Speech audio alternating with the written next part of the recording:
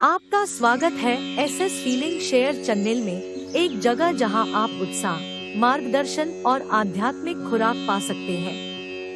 हमारा चैनल ब्रह्मांड के रहस्यों और दिव्य ज्ञान को खोजने के लिए मंगलम परम अति कल्याण रूपत्वात् नित्य कल्याण संशयात् स्मर्तॄणां वरदत्वाच्च ब्रह्म तन्मंगलम विदुः। अभी कोई एक सज्जन हमारे पास आए, पूछा आप क्या लेने वाले हैं? हमने कहा ब्रह्म सूत्र लेने वाले हैं। वो बोले अरे बाप रे। उन्होंने कहा अरे बाप रे, इतना कठिन विषय, ये तो हम सुनने को तैयार नहीं है। देखो, एक धारणा है, आप विचार कीजिए कि श्रुतियों के तात्पर्य का निर्णय जिस ग्रंथ में किया गया, और वो भी किया किसने? व्यास जी ने, महर्षि व्यास। ऋषि हमेशा सरल होते हैं, क्योंकि सत्य सरल होता है। सत्य सरल होता है, इसलिए ऋषि मुनि सरल होते, किसी बात को दांव पेंच में नहीं डालते, एकदम सरल करके बताते। उस ब्रह्म सूत्र से एकदम डर जाना। आश्रम में एक साधक है, उन्होंने कहा कि आप जहाँ भी जाओ तो अगर सुबह वेदांत लेते हो तो शाम को भक्ति जरूर लेना। एक तो विभाजन कर देते हैं, तो कहा शाम को भक्ति जरूर लेना, क्योंकि हम अभी नए साधक हैं, हमारे लिए भी तो कुछ चाहिए। तो सबसे पहले तो बात यह कहनी है कि ये वेदांत दर्शन है, इसे ब्रह्म सूत्रों को वेदांत दर्शन कहते हैं। ये हमारा दार्शनिक प्रस्थान है, और ये सबसे सरल दर्शन है, क्योंकि यह सत्य है। आपको कठिन लगता है क्योंकि जो माया है, जो दांव पेच युक्त जगत व्यवहार है, उसमें हमने अपनी बुद्धि को लगा रखा है। जब हमने अपनी बुद्धि को दांव पेच में लगा रखा है, कुछ न कुछ कपट में इसमें लगा रखा है, तो सत्य हमें कठिन लगने लगता है। कैसी विचित्र बात है, एक विडंबना है कि सत्य कठिन लगता है। सरल जो है वह कठिन लगता है, और जो कठिन है, हम लोगों से कहो कि ये जगत का व्यवहार चला लो, तो एक को बोलते हैं तुम टिकट करा देना, तुम ये कर देना, तुम वो कर देना, और अपना तो अपना कहो, दिमाग को फ्री रखो। तो ये जगत का व्यवहार कठिन है। हमारे परम पूज्य गुरुदेव कहते कि जितनी समस्याएं हैं वो माया में है, ब्रह्म में कोई समस्या नहीं। तो ऐसा जो समस्याहीन, निर्भ्रांत, अबाध, अकाट्य सत्य है, उसको हम कहें कि ये तो कठिन है ब्रह्म सूत्र। हम आपको चाहे भाष्य हो पाए या न हो पाए, लेकिन आपको बिल्कुल सरल करके ब्रह्म सूत्र सुनाएंगे। आप महीनों तक सुनते रहिए, वर्षों तक सुनते रहिए, हम सुना, जब तक देह है सुना सकते हैं। तो ये निर्भ्रांत सत्य है, इसको कठिन नहीं मानना चाहिए। तो ये इसको जब हम अपने जीवन से दूर कर देते हैं, और इसमें सरल है, भाष्यकार भगवान ने जो प्रारंभ में इसके भाष्य दिया, कोई मंगलाचरण नहीं, कुछ नहीं पहले से, क्योंकि ये आपके जीवन का सत्य है। आप स्वयं ब्रह्म है, केवल न जानने के कारण आप अपने जीवन के सत्य से दूर हो गए। तो ब्रह्म शब्द से एकदम घबराना नहीं चाहिए। ब्रह्म अर्थात वह जिसमें देश काल वस्तु कृत परिच्छेद सामान्य का अत्यंताभाव हो जाता है, अत्यंत अभाव हो जाता है, उससे उपलक्षित वह नहीं है। नहीं तो आप अत्यंताभाव को ही ब्रह्म मान लेंगे, तो पुनः आपके जीवन से दूर चला जाएगा ब्रह्म। तो वह नहीं, वह आपका जीवन है, आपका अपना सर्वस्व है, आपकी अपनी आत्मा है। और केवल ना जानने से हमारी उससे दूरी है, उससे मिलने में देरी है। केवल न जानने से अज्ञान से। तो वो श्रुतियों का जो सत्य है उसे दिखाने के लिए भगवान वेद व्यास ने, श्रुतियों में तो सत्य है ही, लेकिन उस सत्य को दिखाने के लिए उन्होंने इतना परिश्रम किया कि पुराण दिए, इतिहास दिए। इतिहास में महाभारत, महाभारत में श्रीमद् भगवत गीता, जो हमारा स्मार्त प्रस्थान है। तो श्रौत प्रस्थान तो अपौरुषेय है, लेकिन भगवान वेद व्यास ने स्मार्त प्रस्थान भी दिया। प्रस्थानत्रयी आप लोग जानते हैं। और यह दार्शनिक प्रस्थान, यह ब्रह्मसूत्र भी दिया। तो दार्शनिक और दर्शन किसका करना है? सरल का, सत्य का दर्शन करना है, तो कठिन नहीं है। इसके रचयिता वेद व्यास है। श्रुतियों के तात्पर्य का इसमें निर्णय है और अद्वितीय ब्रह्म तत्व का निरूपण है। और सभी संप्रदायों के द्वारा यह मान्य है, चाहे शैव हो, शाक्त हो, वैष्णव हो, सौर्य हो, गाणपत्य हो, सभी ने इसको मान्यता दी है और सभी आचार्यों के द्वारा समादृत है। तो एक तो भाष्य और श्री महाराज जी ने, परम पूज्य गुरुदेव ने जो इसको खोल के सरल करके बताया है, उस तरह से हम लोग विचार करने की कोशिश करेंगे। अच्छा, अब क्या है, कहा कि इसमें ये तो संस्कृत भाषा में और भाषा हमको आती नहीं, तो पहले ही आपको एक आश्वासन होना चाहिए कि आप उस भाषा में श्रवण कर रहे हैं जो भाषा आपको आती है। अर्थात जो भी हो, हिंदी हो, अंग्रेजी हो, जो भी आपको भाषा आती है, क्योंकि यहाँ जब सत्य का निरूपण होता है तो यहाँ वक्ता की प्रधानता नहीं होती और न भाषा की प्रधानता होती है कि संस्कृत में सुनाएंगे तत्वमसि तत्वमसि तभी ज्ञान होगा। संस्कृत को हम लोग बहुत महत्व देते हैं क्योंकि हमारे मूल ग्रंथ, मूल शास्त्र वो संस्कृत में है, इसलिए हम उनको महत्व देते हैं। लेकिन जब सत्य का निरूपण होता है तब वहाँ वक्ता की प्रधानता नहीं होती, भाषा की प्रधानता नहीं होती, जो वस्तु सत्य है उसकी प्रधानता होती है। जिस वस्तु को बताया जा रहा है वह सत्य है या नहीं,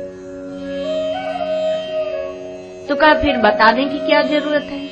जब सत्य है तो हम अपनी इंद्रियों से जान लेंगे, आंख से, नाक से, कान से हम उसे जान लेंगे।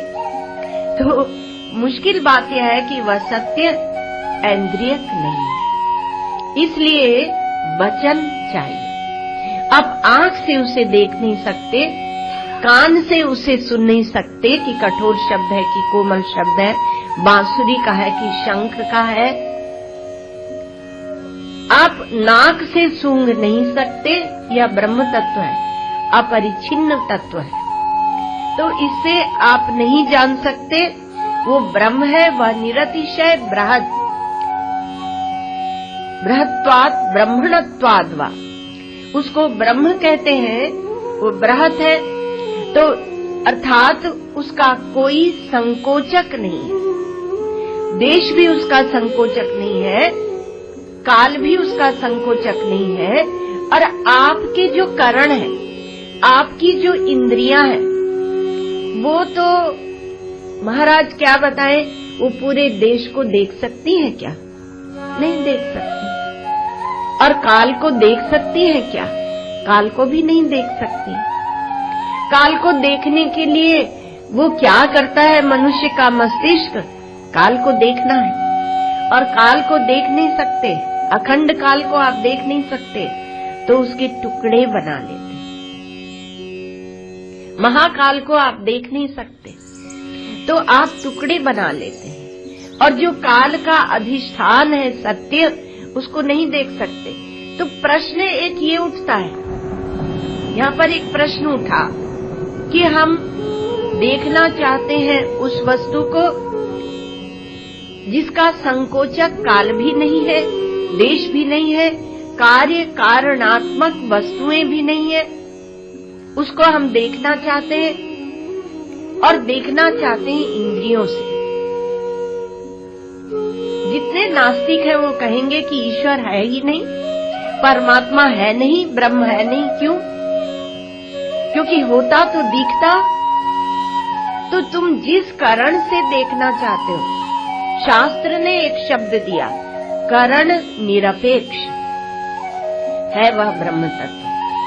तो ब्रह्म कहो, परमात्मा कहो, भगवान कहो, क्योंकि अभी कहा कि भाषा के चक्कर में हम लोग डालते नहीं परमात्मा, कुछ भी कह लो, लेकिन परिभाषा जो हमारी शास्त्रीय है वही होनी चाहिए। आप शब्द कोई भी रख लीजिए। तो ऐसा जो परमात्मा है उसको हम उससे देखना चाहते हैं जिससे देख नहीं सकते, इसलिए ब्रह्म शब्द एक दिया जाता है। अपरिच्छिन्नता को, अनंतता को दिखाने के लिए यह ब्रह्म शब्द दिया जाता है। और यह इसलिए दिया जाता है कि यह इंद्रियों से नहीं देखा जा सकता, इंद्रियों से नहीं जाना जा सकता। तो इंद्रियों से नहीं देखा जा सकता, फिर भी हम सोचते हैं कि इंद्रियों से देखेंगे, तो यह हमारा एक दुस्साहस होता है जिससे हम देख नहीं सकते, जिसको हम देखना चाहते हैं। अभी आप सुन रहे थे, श्री महाराज जी विज्ञान की बात सुना रहे थे। विज्ञान और ज्ञान, अध्यात्म दोनों को जोड़ के कोई प्रश्न पूछ रहे हैं और उत्तर दे रहे हैं। तो आप विज्ञान की दृष्टि से भी देखें तो जिस वस्तु को जिस कारण से नहीं देखा जा सकता, क्या आप उसे देखना चाहेंगे? विज्ञान मना करेगा। यह भी एक विज्ञान है, यह तत्व विज्ञान है, यह अध्यात्म विज्ञान है। तो आप उस वस्तु को किससे देखना चाहते हैं? इसलिए ऐसा करण चाहिए। करण का अर्थ है प्रमाण। ऐसा प्रमाण चाहिए जिससे उस वस्तु को हम देख सकें। नेत्र प्रमाण से आप प्रमेय रूप को देखते हैं, तो प्रमेय रूप है और नेत्र प्रमाण से देखते हैं। तो प्रमाण प्रमेय शब्द का जब प्रयोग करते हैं तो उसमें भी आप डरा मत कीजिए। मीन्स ऑफ नॉलेज उसको प्रमाण कहते हैं और प्रमेय उस ऑब्जेक्ट को प्रमेय कहते हैं। तो आप जानना किसको चाहते हैं? जिसका कोई भी संकोचक नहीं है, जो करण निरपेक्ष है, जो इंद्रियों के द्वारा नहीं देखा जा सकता है, जो संस्कार रहित वस्तु है। ये सत्संग क्या करता है? उस वस्तु सत्य का संस्कार डालता है, इसलिए इसे सत्संग बोलते हैं। जितने भी संस्कार आपको मिले हैं वो संग से मिले हैं। बच्चा पैदा होता है, कोई संस्कार नहीं होते, फिर माता पिता के संस्कार, गुरुजनों के संस्कार, यार मित्रों के संस्कार, वो सब संस्कार आते जाते हैं। तो ये संस्कार सत्संग में संस्कार डाले जाते हैं। लेकिन ब्रह्म वह संस्कार रहित वस्तु है, तो जिसमें अनुभव की विषयता नहीं है, अर्थात वह सत्य, वह परमात्मा, वह अनुभव का विषय नहीं बनता है कि काला, पीला, लाल, प्रकाश रूप, शब्द रूप ऐसा नहीं बनता है। तो उसको हम अनुभव के विषय में लाना चाहते हैं। ये हमारी एक बहुत बड़ी ग्रंथि है और ये ग्रंथि टूटनी चाहिए। इस ग्रंथि को तोड़ने के लिए, क्योंकि अब तो इतना व्याख्यान करके तब हम लोग समझ पाते हैं। पहले किसी समय में जो शुद्धांतकरण है वो गुरुदेव के पास जाकर प्रश्न पूछते थे, तो उनको एक शब्द कहने से उसका तात्पर्य अर्थ प्रकट होता है। तो ब्रह्म शब्द कहने से ही हमारी बुद्धि में जितनी परिच्छिन्नताएं हैं वो टूटने लगती हैं। एक बात और है, हम कहते हैं ब्रह्म और जगत को उससे अलग रखते हैं। तो कहा जो ब्रह्म है आपका वो कहीं और रहता होगा, सातवें आसमान में, पर ये दुनिया में तो ब्रह्म नहीं है ना, तो वो अपरिच्छिन्न कैसे होगा? जहाँ जगत होगा वहाँ ब्रह्म नहीं होगा। अच्छा, हम कहते हैं मैं और ब्रह्म, तो जहाँ हम होंगे वहाँ ब्रह्म नहीं होगा। तो उसको हम सीमा में बांध देते हैं। जब अनंत कहते हैं, परिच्छिन्न कहते हैं, तो आप जितनी भी कल्पना कर लो एक ब्रह्मांड की, कोटि कोटि ब्रह्मांड की, वहाँ सब जगह वो मौजूद है। आप भक्ति दर्शन में भी देखेंगे कि भक्त नरक भी जाता है तो भगवान वहाँ मौजूद है पहले से। तद्धावतो न्यान्यत्येति तिष्ठत्, वो आप कहीं भी दौड़ के जाइए, वो पहले से वहाँ मौजूद है। तो इसलिए उस परमात्मा का जो यह विचार है, तो इसके लिए हमें एक झूठा अभिमान नहीं करना चाहिए। ये सारे अभिमानों की काट है, और इसलिए हम पहले अपने कारणों के अभिमान को छोड़ दें, अंतःकरण के अभिमान को भी छोड़ दें, परिच्छिन्नता के समस्त अभिमानों को हम छोड़ दें, तब जाकर हमें बात समझ में आ जाएगी, क्योंकि इनमें सामर्थ्य नहीं है। आप जब कुछ बनकर और तब इस तत्व का श्रवण करते हैं, तो वह तत्व आपके समझ में नहीं आता, क्योंकि समझ में एक अभिमान बैठ गया। समझ को द्रवित होना चाहिए। समझ इसलिए कहते हैं गुरु के पास जाके श्रवण करो, क्योंकि जब गुरु के पास जाते हैं तो हमारा अभिमान द्रवित होता है, हम झुकते हैं, श्रद्धा रूपी एक पूंजी हमें मिलती है। ये अथातो ब्रह्म जिज्ञासा में आएगा, लेकिन हम लोग तो वहाँ पहुँच नहीं पाएंगे। तो इसलिए कहा कि वह जो तत्व है उसको आप किसी सीमा में रखकर समझने की कोशिश न करें, किंतु अपने हृदय के सब अभिमान को छोड़कर और तब समझे। कहा कि महाराज हमने समझ लिया वह नित्य है। देखो, कहा वो नित्य है, तो कहा ठीक है भाई, आप कहते हैं कि नित्य है, तो नित्य जो शब्द है वो काल के साथ जुड़ा हुआ है, और काल की धारा में वह बहता रहता है। नित्य शब्द का अर्थ हुआ कि काल की धारा में बहता हुआ रहता है। तो नित्य शब्द के साथ काल की धारणा वह आपकी बुद्धि में रहती है। जब आप कहते हैं कि वह व्यापक है, अनंत शब्द से भी आप ऐसे ही ले लेते हैं कि बहुत व्यापक होगा, तो जब कहते हैं कि व्यापक है तो वह देश के साथ जुड़ा रहता है और देश के निर्देश में अपनी व्यापकता को वह बनाए रखता है। जब कहते हैं वो सबका कारण है, तो जितनी कार्य रूप वस्तुएं हैं उस कार्य में वह कारण रूप से अनुस्यूत रहता है। तो कारण रूप से समस्त कार्य में वह अनुस्यूत रहता है, तो उसको हम क्या बोलते हैं? देश, काल और वस्तु का कारण। तो देश में व्यापक, भरपूर, और काल में नित्य, और वस्तु में तो हमारी बुद्धि में ये तीनों चीज बनी रहती है, देश, काल और वस्तु, ये बनी रहती है। लेकिन अब ये जो कार्यता है आपकी, तो कार्य का जब प्राग अभाव होता है, अर्थात कार्य होता नहीं है, तो उसमें भी तो कहा वहाँ कारण तो रहता है, तो उससे वो उपलक्षित होता है। तो जो जितनी अनेकताएं दिखती हैं वो वस्तु है। यहाँ तक कि पृथ्वी दिखती है, सूर्य दिखता है, जो भी आपको निहारिकाएं दिखती हैं वो सब वस्तुएं हैं, वो कार्य है। और उनका कारण कौन? तो कहा ब्रह्म। ऐसे हम सोचते हैं, तो कहा उनका कारण ब्रह्म। किंतु जब ये कुछ भी दृश्य नहीं था, जैसे सुषुप्ति में या लय में या प्रलय में कोई दृश्य नहीं था, तब भी तो वह परमात्मा था।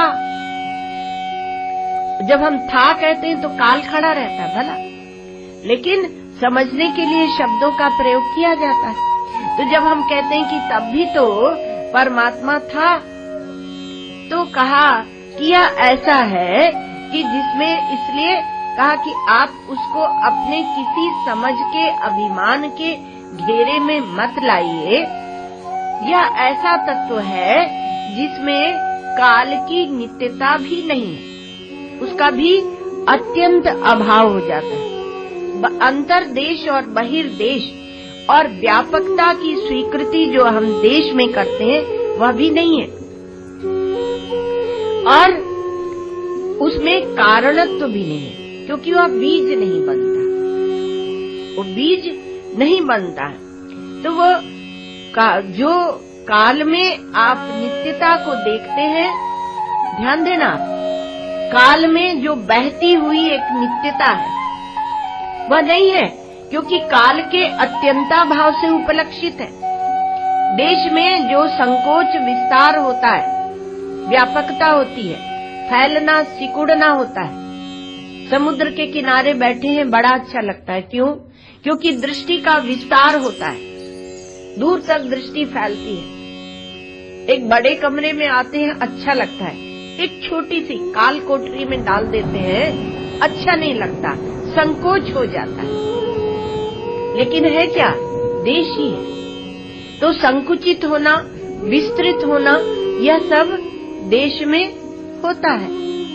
तो ये देश का जो अंतर्देश, बहिर्देश, फिर हम बोलते हैं हमारे अंतर्देश में परमात्मा, बहिर्देश में नहीं है। ज्यादा वेदांत हम जब सुन लेते हैं, समझ लेते हैं, तो ऐसा हम जरूर कहते हैं।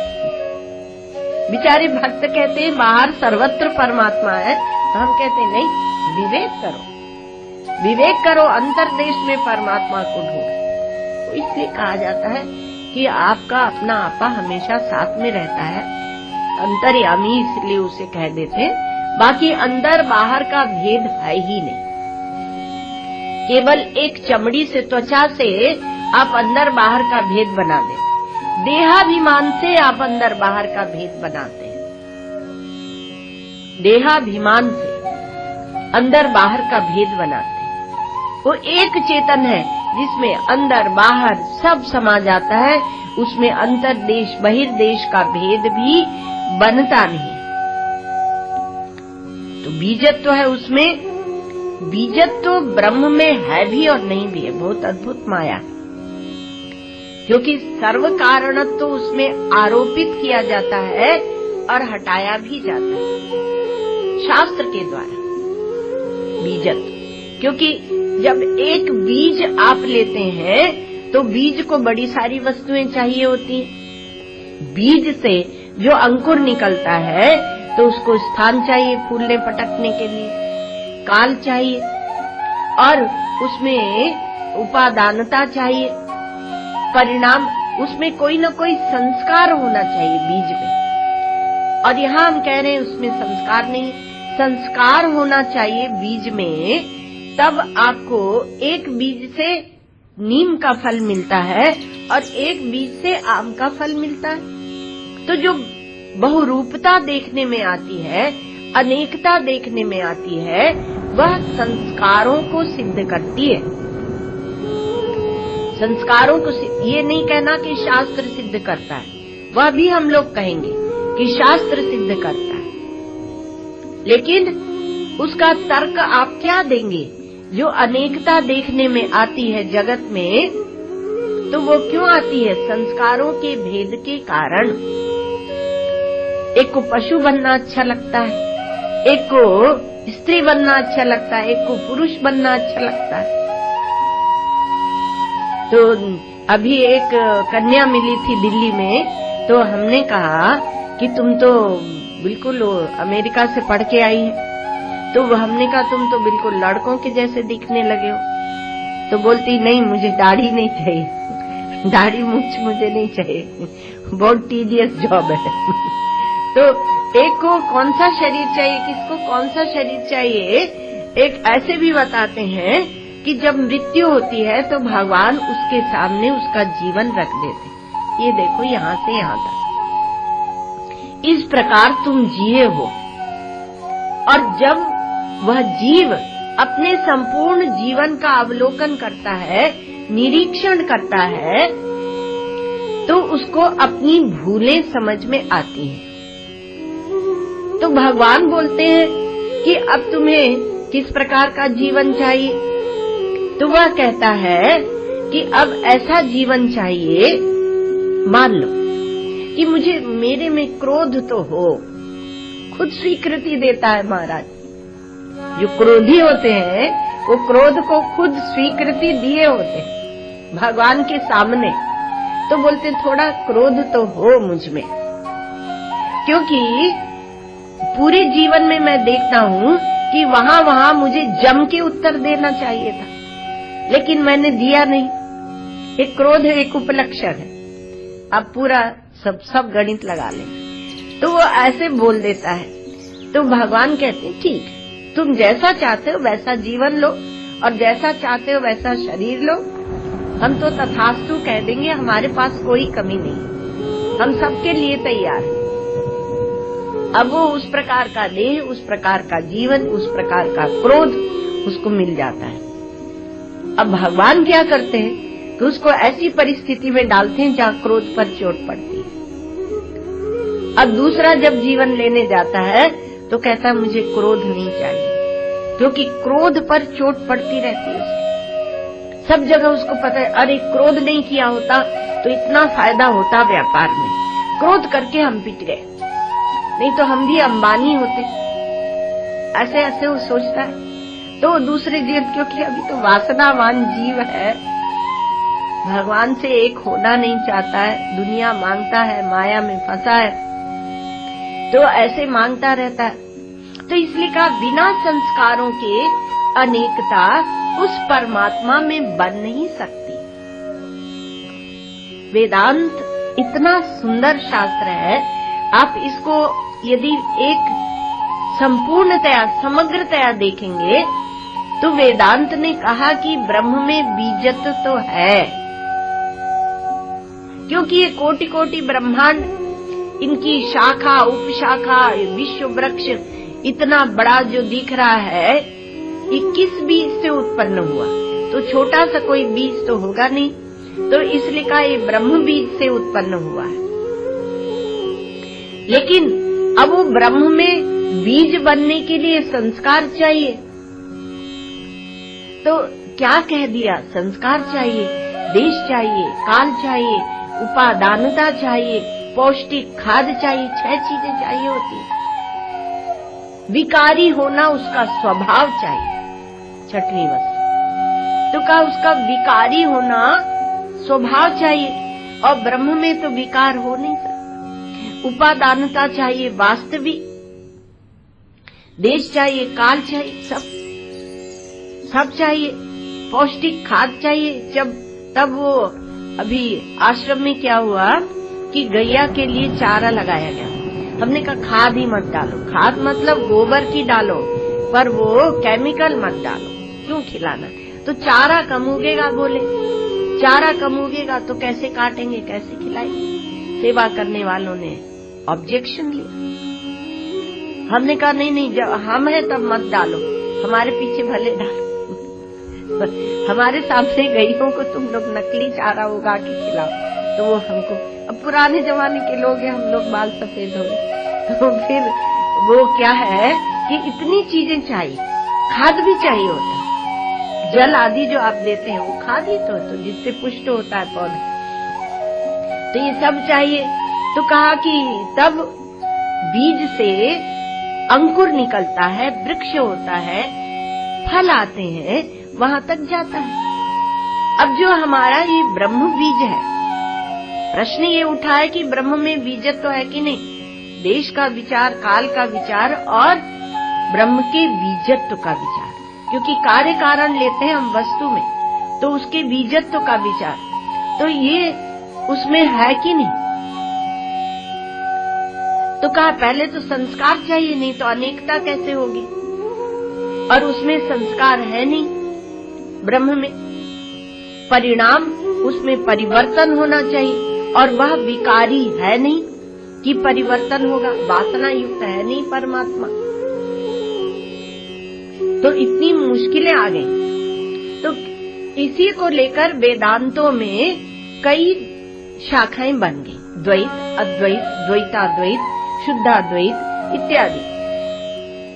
तो ये बन गया, तो उन्होंने सृष्टि की समस्या खड़ी हुई। ब्रह्म की कोई समस्या नहीं, पर ये सृष्टि जो दिखती है, और सृष्टि से तो दूसरे आते हैं, वो कहते हैं हमारे योगी आदि कि तुम सृष्टि का विचार ही क्यों करते हो, आंखें बंद कर लो। पर विचारक जो है मीमांसक, उन्होंने कहा कि नहीं, पूर्व मीमांसा उत्तर मीमांसा, मीमांसकों ने कहा कि ये जो दृश्य प्रपंच है, यह जो सृष्टि है, इसका भी विचार तुम्हें करना पड़ेगा, तुम आंखें बंद करके नहीं रह सकते। इसलिए ये ब्रह्म विद्या ये अपने आप में पूर्ण है। तो इन्होंने कहा कि देखो ये दृश्य प्रपंच तो है,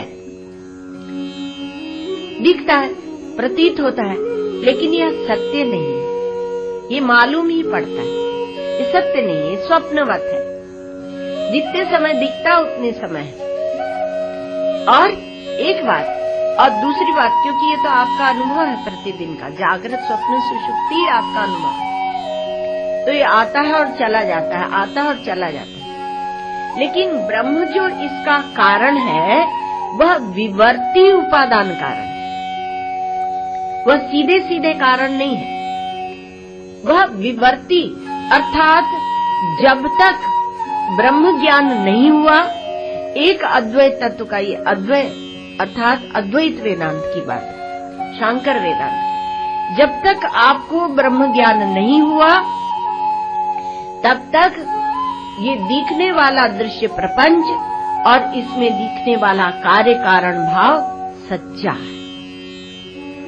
और ब्रह्म ज्ञान हो जाने के बाद यह बाधित ही दिखता है, पर ये पता होता है कि इसमें कोई सत्यता नहीं है। यावद हेतु फलावेश तावद हेतु फलोद्भव, क्षीणे हेतु फलावेशे संसारो न प्रवर्तते। जब तक कार्य कारण भाव आपकी बुद्धि में प्रतिष्ठित है, तब तक यह दृश्य प्रपंच आपको सत्य मालूम पड़ता है। ये बुद्धि की करामात है। अभी आपको बताया था कि बुद्धि बिचारी काल को नहीं देख पाती, तो उसके टुकड़े बना लेती है, उसके अवयव संस्थान बना बनाकर, और तब उसको ग्रास्प करती है, तब सोचती मैंने काल को देखा। बुद्धि ऐसे समझती है।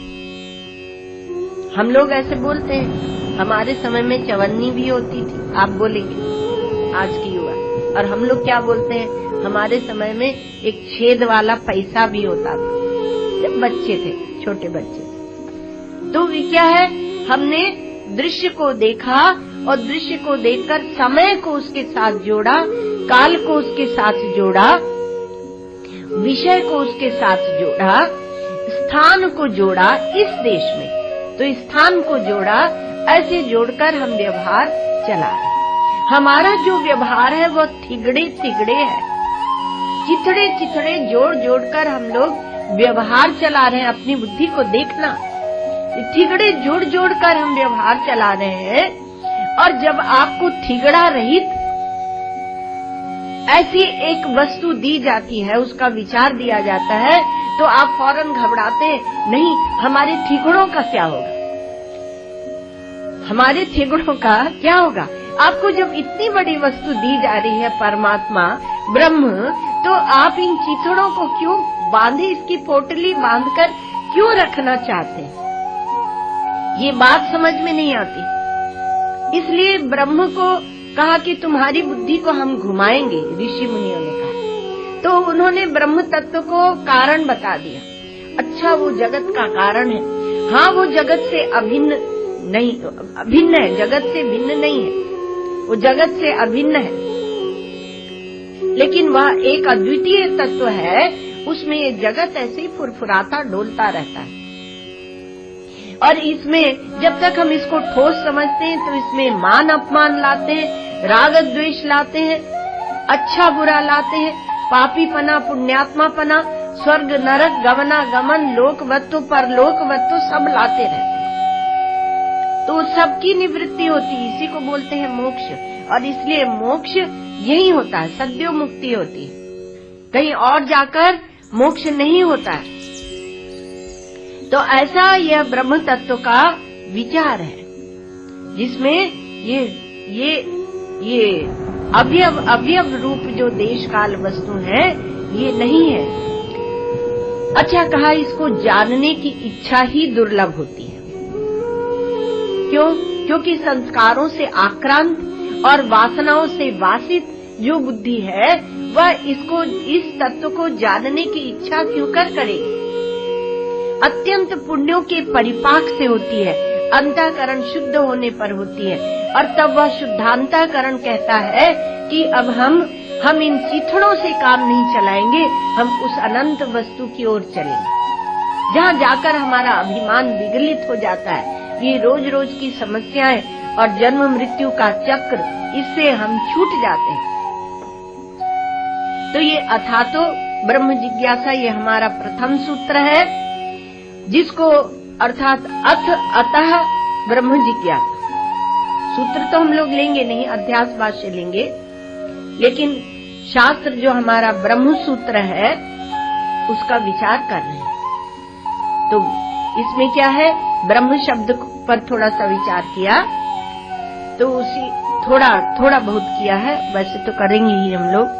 तो अतो माने जिसको अतः, इसके पश्चात, अथ अर्थात इसके अनंतर, किसके अनंतर? जो शुद्धांतःकरण जिज्ञासु है। अतः इस हेतु से, अर्थात परिच्छिन्न वस्तुओं से उसको तृप्ति नहीं हुई। जिसको परिच्छिन्न वस्तुओं से तृप्ति हो गई है, उसको वेदांत विचार करने के लिए आने की आवश्यकता नहीं, वो मौज से रहे अपना। हमारे श्री गुरुदेव कहते थे कि रोग फैला के तब हम दवाई नहीं देते। संत महात्मा कहते हैं ये भव रोग है, ये भव रोग है, पर आपको रोग लगा ही नहीं, आप रोग में ही प्रसन्न है, तो कोई क्या करेगा? तो क्या कर सकते हैं? तो इसलिए जिनको रोग लगा है, जो छूटना चाहते हैं, वो आके विचार करे। तो वह क्या कहता है कि ये परिच्छिन्न वस्तुओं से हमें तृप्ति नहीं हुई, हमें यह अब और नहीं चाहिए। जो सोचते हैं कि हम टीवी देखते रहेंगे और टीवी में से भगवान निकल के आ जाएंगे, बांसुरी बजा देंगे और उसी से हमको भगवत साक्षात्कार हो जाएगा, तो उनके लिए क्या किया कहा जाए? इसलिए वो जो अनर्थ की निवृत्ति चाहते नहीं। एक बात आपको और सुनाए, एक बात कही जाती है, अथातो ब्रह्म जिज्ञासा, इसमें अथ अतः इसके उपरांत अब ब्रह्म की जिज्ञासा करते हैं, इच्छा करते हैं। तो जिज्ञासा इच्छा करते हैं। तो ये जिज्ञासा या इच्छा, ये इसमें कर्तव्यता नहीं होती। कोई भी इच्छा कामना जब हो जाती है तब पता चलता है। हमारे श्री गुरुदेव कहते हैं कि आप बाहर निकल के जाओगे और 10 मिनट बाद क्या विचार सोचो, क्या इच्छा, किस इच्छा का उदय हो जाएगा, आपको पता है? नहीं पता। जब वो इच्छा का उदय हो जाएगा तब आप उसको जानेंगे, तब आप उसके औचित्य और अनौचित्य का विचार करेंगे, उचित है या अनुचित, बुद्धि से और इंद्रियों से उसको उसके अनुसार कर्म करेंगे। तो बीच में है इच्छा, इधर बुद्धि बैठी है, इधर इंद्रियां और कर्म शरीर बैठा है। तो आप यदि धर्माधर्म का विचार करने वाले हैं, उचित अनुचित का विचार करने वाले, तो उस इच्छा को आप सम्मान दे या असम्मान दे, जैसी है वो उचित है तो सम्मान देंगे और अनुचित है तो उसको तिरस्कृत कर देंगे और शरीर से उसके अनुसार कर्म नहीं करेंगे, तो बीच में झुलस जाएंगे। ठीक है, ये बहुत बार आपने सुना होगा। तो इसमें कहते हैं कि मानस पुण्य होए नहीं पापा, तुलसीदास जी महाराज कहते हैं। तो उन्होंने कहा कि जब आपके चित्त में कोई शुभ इच्छा का उदय होगा तो तब उसका क्या होगा, उससे आपको पुण्य मिलेगा, पवित्रता मिलेगी। पर कोई पाप वृत्ति का उदय हुआ और उसके अनुसार कर्म नहीं किया तो आपको पाप नहीं लगेगा, क्योंकि इच्छा जब उदित हो जाती है तब हमें उसका ज्ञान होता है। इच्छा कृति साध्य नहीं है, इच्छा उदित होने के बाद अपने रूप को दिखाती है। तो इच्छा के अनुसार हम कर्म करें ना करें, इसमें हम स्वतंत्र हैं। तो ये बात जो कही गई है कि मानस पुण्य होए नहीं पापा, ये कलयुग के लिए कही गई।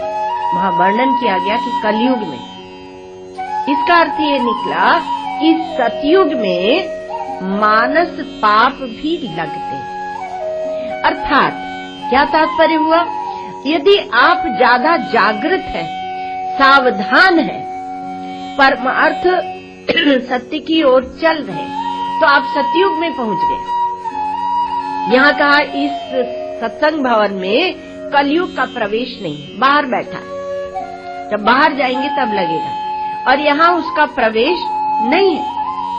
तो यहाँ क्या होगा कि आप सजग हैं, सावधान हैं, ब्रह्म विद्या का श्रवण सावधानी पूर्वक कर रहे हैं, और उसमें कोई एक बुरा विचार आ गया, ओ ये बुरा विचार कहाँ से आया, अब हम और जप करेंगे और ध्यान करेंगे और हम सत्संग करेंगे, जिसमें ये नहीं कि सत्संग के समय कोई दुर्विचार आ जाए।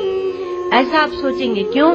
क्योंकि आप सतयुग में, तो उसका पाप लगता नहीं। वो मोटे मोटे मतलब स्वर्ग नरक आप नहीं जाएंगे, लेकिन आपको स्वयं ही एक ग्लानि होगी। और जो जागृत नहीं है, पशुवत जीवन जी रहे हैं, तो उनको कोई ग्लानि नहीं होगी। दुर्विचार आया तो आया, दोस्तों से और जाके कहेंगे हमने ऐसे सोचा, दोस्त कहेंगे चलो योजना बनाओ, ऐसे ही करते, ऐसा हो जाता है। तो क्या है यहाँ पर कहा, अथातो ब्रह्म जिज्ञासा, अर्थात ब्रह्म की इच्छा, ब्रह्म को जानने, मोक्तुम इच्छा मुमुक्षा और ज्ञातुम इच्छा जिज्ञासा। तो यहाँ जिज्ञासा शब्द का अर्थ जानने की इच्छा नहीं है, किंतु ब्रह्म विचार है। तो ब्रह्म विचार है, तो ब्रह्म ज्ञान जो होता है, वो ज्ञान हमेशा केवल अज्ञान को निवृत्त करता है। ज्ञान ब्रह्म को प्रकट नहीं करता, किंतु ब्रह्म विषयक जो अज्ञान है उसको निवृत्त करता है। ये बात समझ लेना चाहिए। तो इसलिए अब कहा कि ब्रह्म विषयक जो ज्ञान होगा, जितने हमारे आचार्य हैं वैदिक, वो कितने सावधान हैं आप देखिए, चाहे भगवान शंकराचार्य हो, चाहे वेद व्यास हो, श्रुतियों को साथ में लेकर चलते हैं, क्योंकि श्रुतियां अपौरुषेय हैं, पुरुष की रचना नहीं, और उसके अनुसार ब्रह्म तत्व का निरूपण होता है। आप कहेंगे किसी ने लिख दिया, आपकी शंका को भी बीच में ले आते हैं, क्रम तो हमारा टूट जाता है, लेकिन आजकल प्रश्न ऐसे होते हैं। तो किसी ने लिख दिया और आप उसको अपौरुषेय कहते हैं, और फिर उस तत्व का निरूपण करते हैं, वो कुछ भी हो, और फिर आप हम लोगों को कह देते हैं कि वह अप्रमेय है, वो प्रमाण का विषय नहीं है। तो कहीं एक शब्द जाल में, शब्दों के आडंबर में तो हमारी बुद्धि को नहीं घुमाया जा रहा, ये प्रश्न पूछना चाहिए। तो शब्द जाल नहीं है, क्योंकि यह आपकी प्रत्यगात्मा है और इसकी अनुभूति होती है। और जब आपको ये लगने लगे कि संपूर्ण दृश्य प्रपंच मुझसे ही उदित होता है, जो तटस्थ लक्षण बताए, मुझसे ही प्रकट होता है, मेरा ही रचा हुआ है, मुझ में ही समा जाता है, यतो वा इमानि भूतानि जायन्ति येन जातानि जीवन्ति यत् प्रयन्ति अभिसंविशन्ति। तब आपकी गति चेतन की ओर हो रही है, और जब आपकी गति चेतन की ओर हो रही है, तो आप इस विषय को, ये जो सब्जेक्ट है, इसको आप आत्मसात करने लगेंगे, आपको इस समझ में आने लगे। और जब आपको इसका अपरोक्ष साक्षात्कार होता है, तब आप समझते हैं कि ये शास्त्र कितने सुंदर है। हमारे यहाँ जीवन मुक्त का जब वर्णन आता है, तो निगम वर वीथि प्रचरणम, शास्त्र की वीथियों में, गलियों में वह रमण करता है, वह सत्संग करता है, वह शास्त्रार्थ करता है, वह एकांत में भी शास्त्रों के विचारों को गुनगुनाता रहता है। तो उसके उस सत्य का अपरोक्ष साक्षात्कार होता है। ऐसा नहीं कि केवल ये शब्द होता है, शब्द से परे है, यह अनुभूति है। एक अभी अनुभूति का विषय बनने की बात हो रही थी, उसी में हम लोग देश काल वस्तु पर गए थे। तो जो देश काल वस्तु को हम अनुभूति बनाते हैं वो भी बनती नहीं। तो यह अनुभाव्य नहीं है, अनुभूति का विषय नहीं है, किंतु अनुभव स्वरूप है, स्वयं अनुभव स्वरूप है। उसके बाद और कुछ जानने को शेष नहीं रहता। तो अज्ञानकृत संपूर्ण अनर्थों की निवृत्ति और उससे विलक्षण परमानंद की प्राप्ति, ये हमारा लक्ष्य होता है। इसके प्रति हम सावधान हो जाते हैं। तो जिसको जान लेने से सब कुछ जाना हो जाता है। श्रुति ने कहा यस्मिन् विज्ञाते सर्वमिदं विज्ञातम भवति, वो है ब्रह्म तत्व, अर्थात इंद्रियों के द्वारा नहीं जाना जाता, क्योंकि जिसको जान लेने से सब कुछ जाना हुआ हो जाता है। तो ज्ञान की यहाँ महिमा है। ब्रह्म जिज्ञासा, जिज्ञासा शब्द देकर ज्ञान की महिमा बताई गई। हमारे श्री महाराज जी तो जिज्ञासा शब्द को अणुबम कहते हैं। अणुबम ये एक ऐसा अणुबम है क्योंकि इसमें बहुत रहस्य छुपे हुए हैं। तो इसके इसलिए ना वेद विन मनुते तम ब्रहंतम, जो वेद के रहस्य को नहीं जानना चाहता वह ब्रह्म को नहीं जान सकता है। वो कैसे जाने? क्योंकि जो आपके पास प्रमाण है, आपका मन प्रमाण नहीं, आपकी बुद्धि प्रमाण नहीं, इंद्रियों की गति तो पहले ही छूट गई। उसमें प्रमाण है शास्त्र, वेद प्रमाण है, वेदांत प्रमाण है, अर्थात उपनिषद प्रमाण है। वेदांतो नाम उपनिषद प्रमाण। तो कहा कि वेदांत उपनिषद प्रमाण है और उसको ही आप स्वीकृति नहीं देते तो कैसे जानेंगे? तो ये जिज्ञासा, उसको जानने की इच्छा होना ही बहुत कठिन है। और इच्छा हुई तो वो किसके द्वारा जानेगा? कारण क्या है? उपनिषद, ये कारण है। इसलिए उपनिषदों की यहाँ मीमांसा है, ब्रह्मसूत्र। तो उपनिषद प्रमाण के द्वारा हम जानेंगे। यदि आपका अंतःकरण शुद्ध है तो आप ये समझेंगे कि जो वस्तु जानी जाती है वह किसी प्रमाण से जानी जाती है। प्रमाण का विभाग एक होता है, निर्माण का विभाग, एक प्रमाण का विभाग। जब तक आप ज्ञान को महत्व नहीं देते, आप प्रमाण के विभाग में नहीं आते, आप निर्माण के विभाग में होते हैं। चाहे आप एकांत में बैठ के कितनी भी समाधि लगा लीजिए, समाधि लेते हैं तो धर्म उपासना पहले ही ले लीजिए आप, तो कितनी भी समाधि लगा लो, लोग आपको पूजने लगे। जो समाधि में रहते हैं उनकी बड़ी पूजा होती है। वेदांतियों को ईर्ष्या होती होगी। एक हमारे गुरु भाई अभी हमसे कह रहे थे, देखो तुमने ज्ञान बहुत बता लिया, थोड़ा ध्यान कराया करो, थोड़ा ध्यान भी कर, क्योंकि ध्यान की बड़ी महिमा है, लोग उसका बड़ा महत्व समझते हैं, विनोद कर रहे हैं। तो बोले कि थोड़ा ध्यान भी कराया करो तो बहुत अच्छा होगा, तुम्हारे श्रोता बढ़ जाएंगे। तो क्या है कि आप ये ज्ञान की महिमा जिसकी बुद्धि में आ गई उसी को जिज्ञासा होगी, वही श्रवण करने जाएगा। ये दुर्लभ है। प्रमाण के द्वारा सिद्ध वस्तु जो है वह प्रमाण के द्वारा जानी जाएगी। जो सिद्ध वस्तु है ही, उसको बनाना नहीं है, उसके लिए कुछ करना नहीं है, किंतु जो आपने करने का भ्रम बिठा लिया है उस भ्रम को हटाना है, निवृत्त होना है। तो इसलिए जो इस प्रमाण के महत्व को समझ लेता है। एक वाक्य है, प्रमाण पर श्रद्धा होना यही अंतःकरण की शुद्धि है, और वही वेदांत का जिज्ञासु है जिसको प्रमाण पर श्रद्धा होती है। यदि प्रमाण पर ही श्रद्धा नहीं है तो जिज्ञासा कहने से क्या होगा? अब कहाँ जाके श्रवण करेंगे? किससे? तर्क वितर्क कुतर्क के जाल में फंस जाएगी बुद्धि, कांदिशीक हो जाएंगे, रास्ता भूल जाएंगे। श्रुतियों ने कहा नेह नानास्ति किंचन, यहाँ नानात्व कुछ भी नहीं है, अर्थात नानात्व को छोड़कर विचार करो। और मृत्यु समृत्युम गच्छति यह नानेव पश्यति,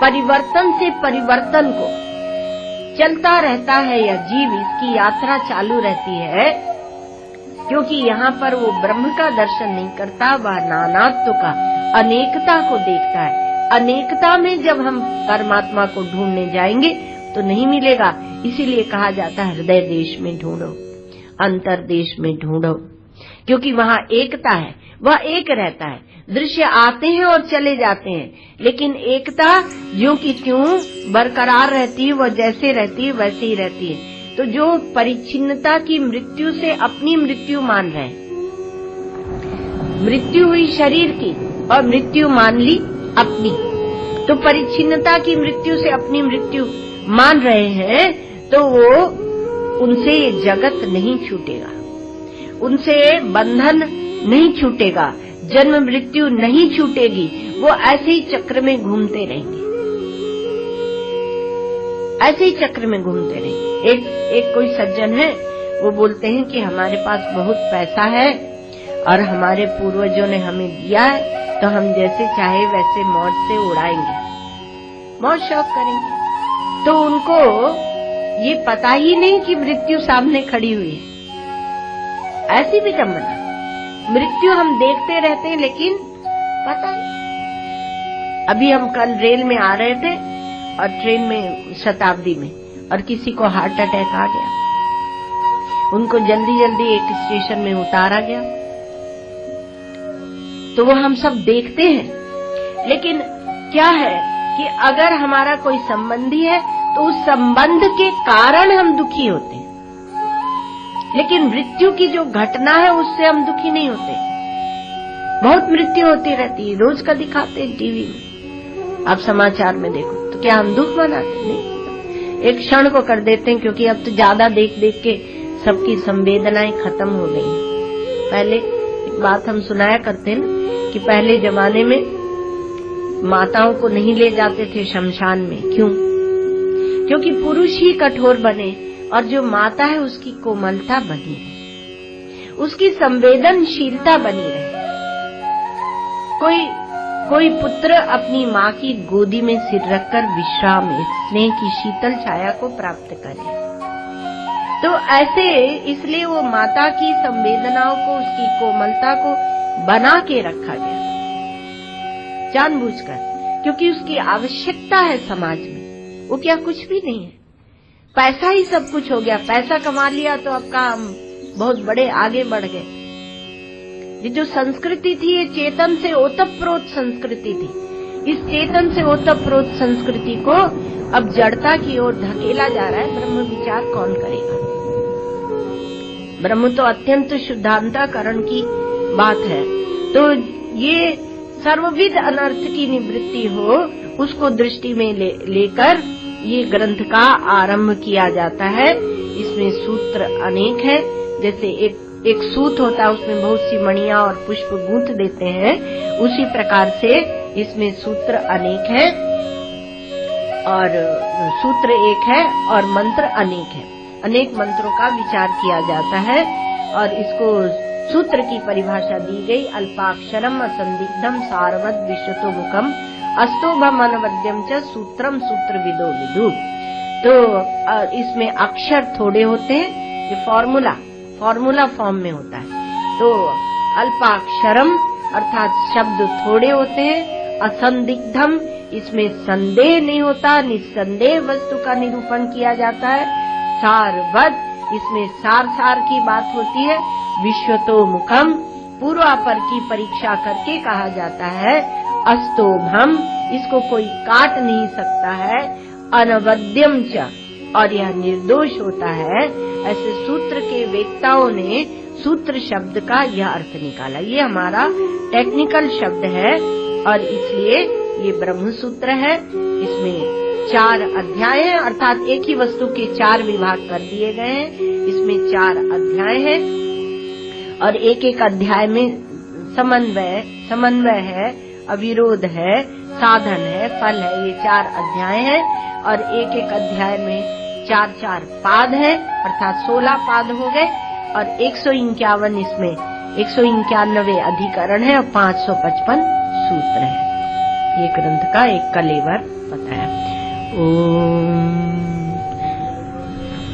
पूर्णमिदं पूर्णात् पूर्णमुदच्यते पूर्णस्य पूर्णमादाय पूर्णमेवावशिष्यते।